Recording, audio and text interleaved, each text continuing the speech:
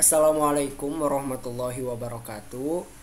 Saya Reski Firmansyah, NIM 12170501119. Izinkan saya di sini akan mempresentasikan ulang ya, menjelaskan ulang source code dari orang lain gitu ya, terkait pembelajaran mesin atau machine learning dengan tema bioinformatics.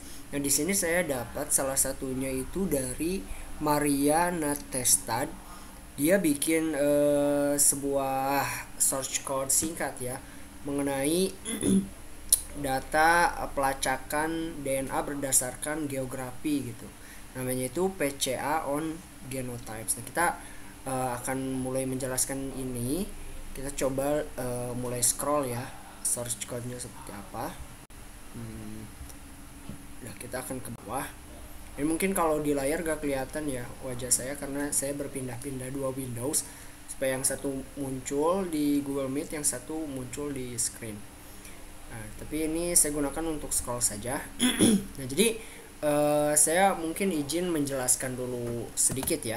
Jadi Maria ini dia menjelaskan bahwa di videonya gitu ya, di source code-nya juga nanti dia membuat reviewnya juga di video. Nah, untuk teman-teman yang ingin penjelasan lengkap ada di sana sebetulnya. Jadi dia membahas sebuah ide proyek ya yang mengenai bioinformatics yang melibatkan analisis data genetik ya dari berbagai penjuru dunia gitu. Nah, dikatakan penjuru dunia karena nanti nggak spesifik gitu sih tempatnya itu di mana, dia juga bakal kesulitan gitu ya. Menggunakan metode yang namanya itu PCA atau Principal Component Analysis. Nah, apa sih PCA ini?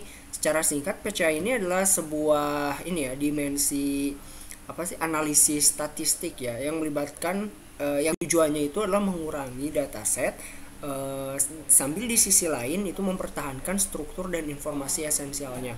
Jadi yang data yang banyak diefisiensikan tapi tetap esensinya dia dapat gitu. Nah, si Maria ini dia mencari data genotype ya, atau gen dari dia dapat dari website namanya itu Genom proyek 1000 genom ya. Dan itu insya Allah sudah legal dan mungkin sudah melewati standar etika dan persetujuan yang ketat gitu ya. Diambil dari berbagai populasi dunia dan dia mengumpulkan di dalam file VCV ya yang berisi informasi tersebut. Nah, file VCP itu atau variant all format itu adalah sebuah format file yang digunakan untuk emang digunakan khusus spesifik untuk merepresentasikan genetik gitu. Nah, kita lihat di sini genetik seseorang ya atau dari sebuah populasi. File ini umumnya memang sering digunakan gitu dalam proyek-proyek bioinformatics.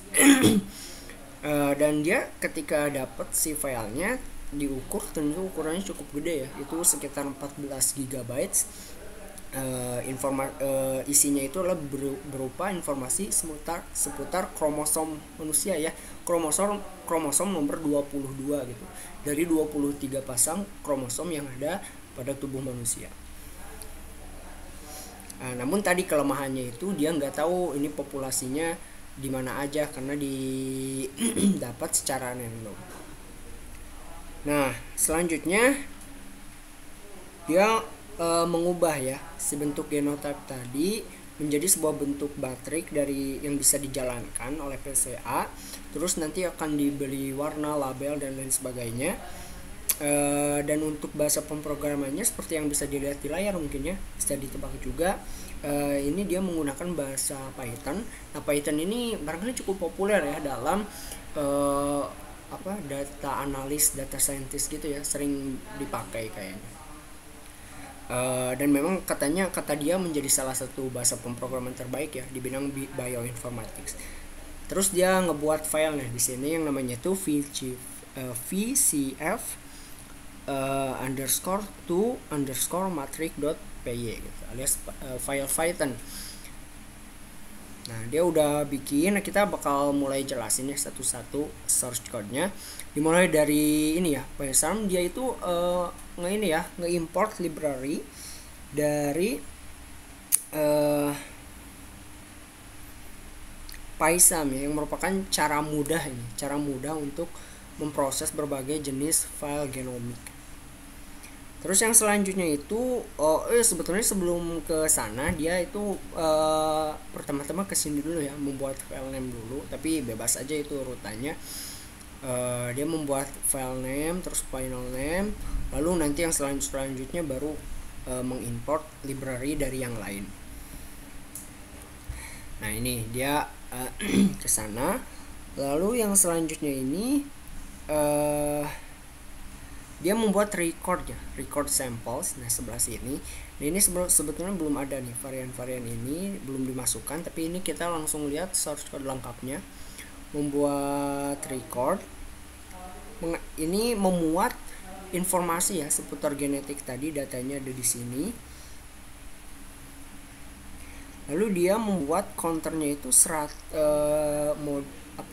pembagian 100 ya, untuk membatasi SNP yang akan diperiksa atau dianalisis. Nah, saya coba scroll lagi lebih ke bawah. Nah, ini coba ya, ke sini. Selanjutnya itu genotype ya. Ini saya izin sambil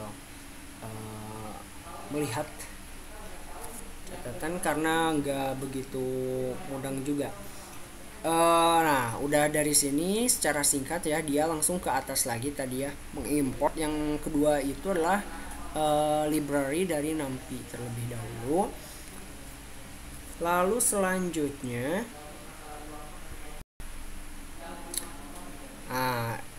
ditulislah kode turunan dari NumPy itu, diantaranya yaitu yang ini NP, ada singkatan NP. Nah, ini belum ada ya, yang varian itu semua belum ditulis, nanti belakangan setelah ditulis dari Skylar ya kalau nggak salah, itu ada di sana. Terus setelah format itu dia kemudian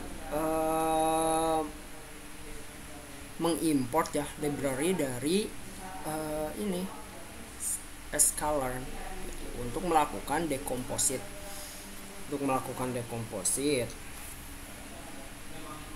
Nah nanti turunan dari kodenya itu adalah seperti yang bisa dilihat ya di sini, mungkin di bagian sebelah bawah. Nah itu ini ya, PCA. Dia melakukan komposit segala macam dan membatasi jumlahnya. Nah, ini kita kembali lagi ke atas. Dia awalnya membuat 10.000 lalu dibatasi ya menjadi angkanya kurang lebih segini lah. Sehabis itu dia mengimport library dari Panda ya, library juga untuk mengisi label dan warna ya, juga nomor. Nah ini juga dari tadi yang betul ya, berarti Panda, lalu dia memasukkan turun itu adalah varian. Terus di sini juga tadinya nggak ada, dimasukkan lagi varian. Kemudian di sebelah sini masukkan varian. Setelah itu varian selesai, dia mengekspor file tentang populasi untuk setiap sampel. Itu ada di mana ya? Coba kita lihat.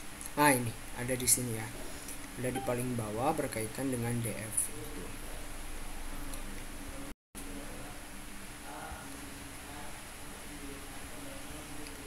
Nah ini waktunya udah mau habis ya di Google Meet-nya, saya percepat. Kemudian juga Maria mencatat ya bahwa dia akan membawa file-file ini di Google Colab. Nah ini semuanya diuji di Google Colab, ada di sana, dianalisis segala macam. Terus keluarlah muncul nanti statistiknya, matrik hasil PCA-nya seperti apa.